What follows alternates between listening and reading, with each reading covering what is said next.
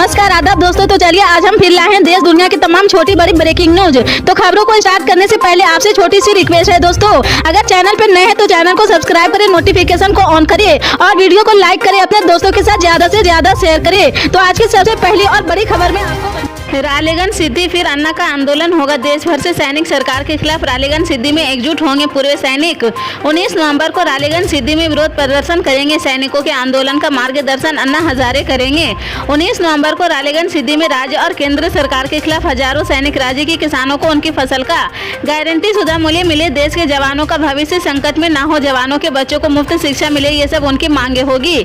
दिल्ली में आंदोलन का जिक्र जब भी होता है अन्ना हजारे का नाम सबसे पहले आता है। अन्ना हजारे का असली नाम क्या है ये कम ही लोगों को मालूम है। किशन बाबूराव हजारे, जिन्हें अन्ना हजारे के नाम से जाना जाता है। अन्ना हजारे एक सामाजिक कार्यकर्ता है जिन्होंने कई सामाजिक सुधारों का सफलतापूर्वक नेतृत्व किया है। उनका सबसे प्रसिद्ध काम सिस्टम में जन लोकपाल विधेयक की शुरुआत है, जिसने भारत में भ्रष्टाचार से संबंधित मामलों की जांच के लिए एक लोकपाल स्थापित करने के लिए एक भ्रष्टाचार विरोधी कानून का प्रस्ताव रखा था। मुख्यमंत्री भूपेश बघेल ने अपने पूरे परिवार के साथ शुक्रवार को मतदान किया है। मतदाताओं की लाइन में खड़े होकर सीएम भूपेश बघेल ने वोट डाला। इससे जुड़ी हुई तस्वीर भी उन्होंने सोशल मीडिया पर शेयर की है। भूपेश बघेल पुश्तैनी गांव कुरूर पहुंचकर अपने पूरे परिवार के साथ लाइन में खड़े होकर मतदान किया है। इस दौरान उनकी धर्मपत्नी मुक्तेश्वरी देवी सहित उनकी 3 बेटियां और एक बेटा भी मौजूद थे। सीएम बघेल ने वोट करने के बाद एक्स पर लिखा है कि मेरा वोट छत्तीसगढ़ को जिताने के लिए है। बघेल अपने पूरे परिवार के साथ लाइन में खड़े होकर अपनी बारी का इंतजार किया है। जब उनकी बारी आई तो उन्होंने अपने मताधिकार का इस्तेमाल किया है। उनके परिवार के सदस्यों ने भी लाइन में लगकर अपने मताधिकार का इस्तेमाल किया है। सीएम बघेल ने अपनी पत्नी मुक्तेश्वरी देवी के साथ और 3 बेटियों और एक बेटे चैतन्य बघेल के साथ मतदान करने पहुंचे थे। उत्तराखंड के उत्तरकाशी में टनल हादसे का आज 6वां दिन है। बचाव दल सुरंग ढहने के लगभग 120 घंटे से अधिक समय से मलबे में फंसे 40 निर्माण श्रमिकों को निकालने के लिए संघर्ष कर रहे हैं। सुरंग के भीतर श्रमिकों के लंबे समय तक रहने से उनके स्वास्थ्य को लेकर गंभीर चिंताएं हो रही। 12 नवंबर को निर्माणाधीन सिलियारा सुरंग का एक हिस्सा ढह गया है, जिससे 40 निर्माण श्रमिक मलबे में फंस गए। थाईलैंड और नॉर्वे की विशिष्ट बचाव टीमें, जिनमें 2018 में थाईलैंड की एक गुफा में फंसे बच्चों को सफलतापूर्वक बचाने वाली टीम भी शामिल है, चल रहे बचाव अभियान में सहायता के लिए शामिल हो गई है। हरियाणा के रेवाड़ी से चंडीगढ़ की दूरी अब महज 3 घंटे की होने वाली है। अब दोनों शहर के बीच चलने वाला समय काफी कम हो जाएगा।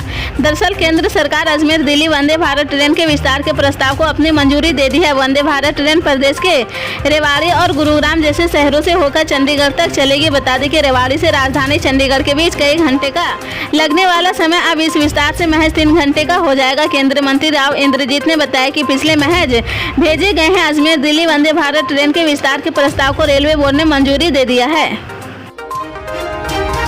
इजराइल और हमास के युद्ध के बीच ओसामा बिन लादेन चर्चा में आ गए हैं। दुनिया के सबसे खतरनाक आतंकी जिसने अमेरिका में अब तक का सबसे खतरनाक हमला किया है। 2 दशक पहले अमेरिका के नाम ओसामा बिन लादेन ने यह पत्र लिखा था, जो अब अचानक अमेरिका के टिकटॉक पर तेजी से शेयर होने लगा है। टिकटॉक ने #लेटर टू अमेरिका को हटा दिया है, लेकिन इस पत्र के सामने आने के बाद एक नई बहस शुरू हो गई है।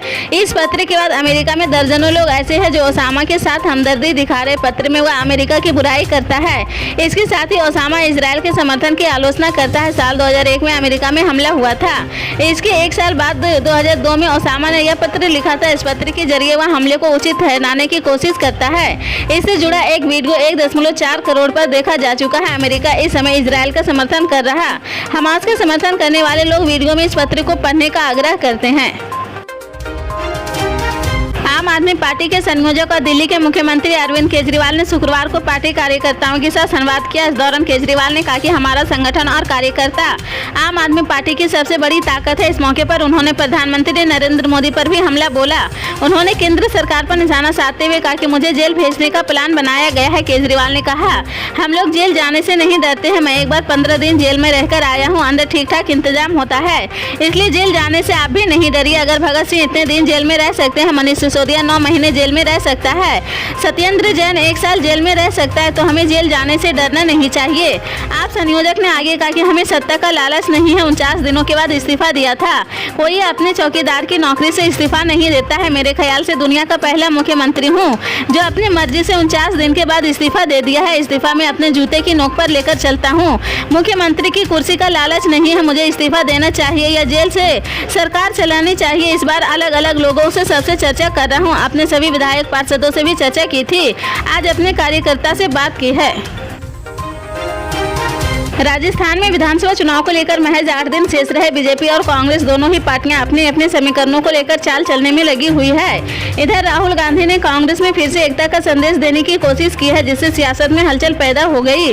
उन्होंने कांग्रेस में पहले पायलट और गहलोत की भी चले सियासी विवाद को खारिज करते हुए संकेत देने की कोशिश की है। राहुल ने कहा कि कांग्रेस एक है और एकजुट होकर कांग्रेस जीत हासिल करेगी। राहुल गांधी के सियासी दाव को लेकर नई बहस छिड़ गई है। सियासत में राहुल गांधी के इस दाव को लेकर नए मायने निकाले जा रहे हैं।